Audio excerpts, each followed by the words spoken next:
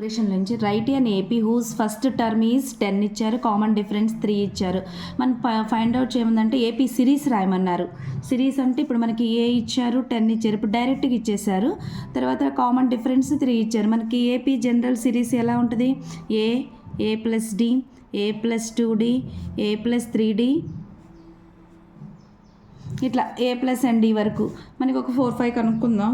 ఏ అంటే ఎంత? 10 plus 3 13, 10 plus 2 3 జా 6 16, 10 ప్లస్ 3 3 జా 9 19. అట్లా ఎంత సింపుల్ అనమాట ఇది. ఇట్లా ఈసారి ఇంతకుముందేమో సిరీస్ ఇచ్చి ఫస్ట్ టర్మ్ ఫైండ్ అవుట్ చేయమంటారు, ఏ ఫైండ్ అవుట్ చేయమంటారు, కామన్ డిఫరెన్స్ అంటే second term minus first term.